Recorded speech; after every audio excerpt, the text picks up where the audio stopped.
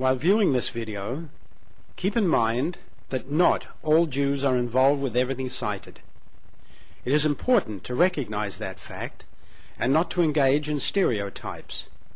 None of the following should be reflected on all Jews, who are a diverse people like any other.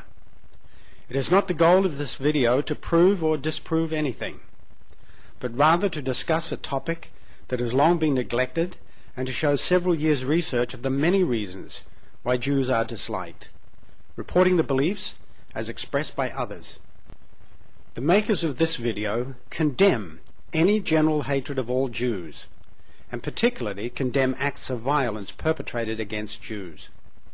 It is believed that this video will lead to a better understanding of the many beliefs surrounding Jews and will help to improve race relations by showing that not all Jews think alike, such as some of those cited herein. It is important to understand that Jews, like all other groups, have diverse opinions and can both agree and disagree with one another on various aspects of cultural, political, and social life. For those people who want to find out more about these topics after watching this video, we suggest they take the initiative to do that themselves. This can easily be done with a search engine such as google.com, looking for the word Jew and examining the top 5 or so responses. Additionally, non-Jews and Jews alike have written many books about the topics covered in this video, and it is suggested that you review what's available from all sides of these issues to learn more. During the World War II era in Germany, some of the crudest anti-Jewish propaganda was conceived. In cartoons, caricatures of Jews depicted them with beady eyes and hooked noses, often dehumanizing the Jews in the eyes of other people. One movie, The Eternal Jew, even compared Jews to rats. Others have shown them as vampire bats. Some anti-Jewish propagandists have even depicted them as spiders or snakes. During this time, little concern was given to the Jews' feelings or welfare. Consequently, during World War II, many Jews and others were eventually sent to concentration camps, where many were used as forced labor and many died. Many Jews who survived the ordeal had suffered greatly, their emaciated bodies testifying to man's inhumanity to man. Today, several decades later, it seems that many of the Jewish stereotypes that were once predominant in World War II Germany have once again reappeared, particularly in the Middle East. Some politically incorrect websites in the United States and elsewhere display many such cartoons from the Middle East and beyond. Again, as in the past, Jews are depicted in much the same manner as they were during the Third Reich, compared to rats and vampires. Israeli Prime Minister Ariel Sharon has been depicted as a comical vampire in the Arab media. There is a little question in the world today that Jewish antipathy continues to exist. In the Mideast, such sentiment is common among many Muslims and others. In Israel and Palestine, suicide bombers kill themselves in an effort to take out Jews. Many Muslims in the Middle East have declared a jihad, or holy war, against the Jewish people en masse. Consequently, many innocent Jews have been killed. Others have been seriously maimed. Amid all the violence and propaganda, there is little question if Jewish antipathy exists. When something about Jews is mentioned, the question typically asked is if the person expresses antipathy towards Jews.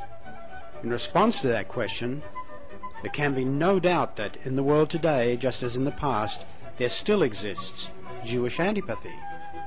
However, there is one question which can be summarized in a single word, remaining to be answered. And this question is never asked. Why? Why does Jewish antipathy exist?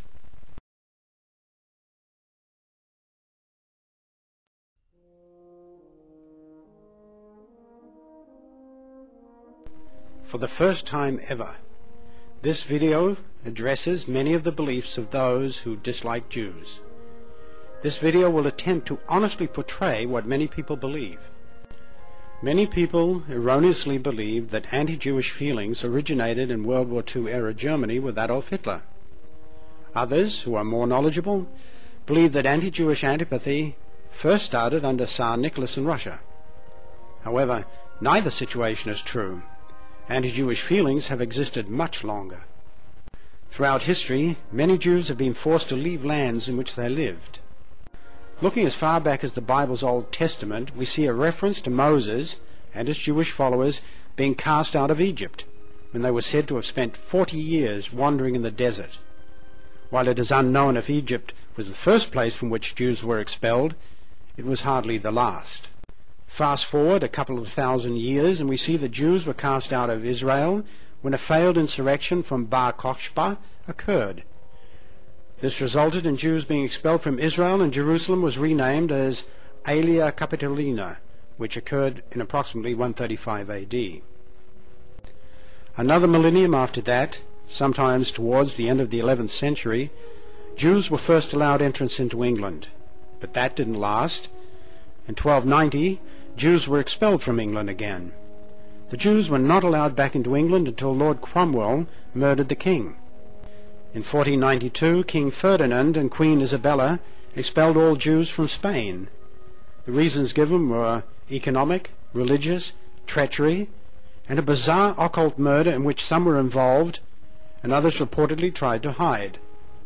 Jews were also banished from parts of France several times. In Italy, Jews were often forced to leave parts of that country at various times too. In times past, Jews have often been attacked, sometimes even burnt at the stake for murder, as in this case. During the time Russia was ruled by Tsars, the Jews were isolated to a quarter known as the Pale of Settlement.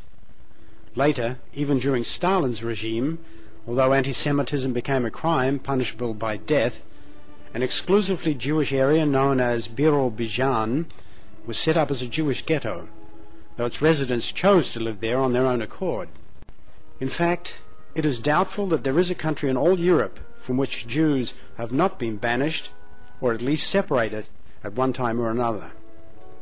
It is well known that many Germans in World War II did not like Jews, although little has ever been made about why. Even in America during the early years, Jews have been strongly disliked. Governor Stuyvesant proposed to expel Jews from New Amsterdam, which later became known as New York.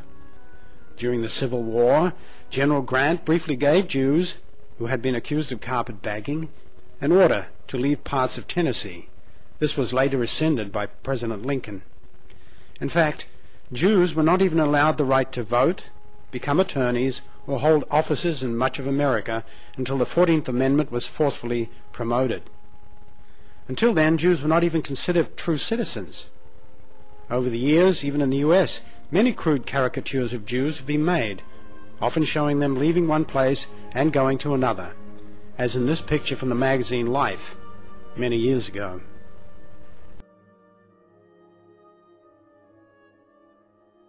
In the 1960s, when racial discussions were prevalent, one Jewish professor, Leonard J. Fine, a political scientist at the Massachusetts Institute of Technology, argued that Jews are not white.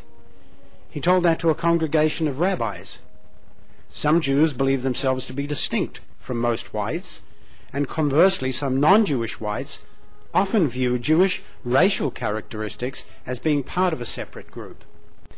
It might be true that some people dislike Jews simply for their looks, while it is often difficult, if not impossible, to tell some Jews apart from Gentiles.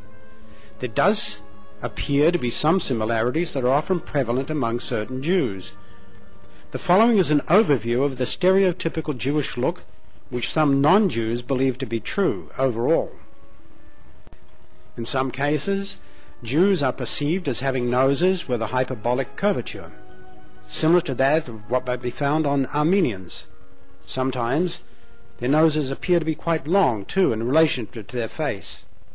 In Dr. John Baker's book Race, he notes that there often appears to be a number 6 shape, so to speak, on the noses of Jews. Such curves often contrast with those of Europeans or others who often have straight noses. The eyes of Jews are often described as being beady. They often tend to have an Asiatic appearance. Some say that their eyes often appear to be heavy-lidded, looking as though they'll fall asleep. Jews are often said to have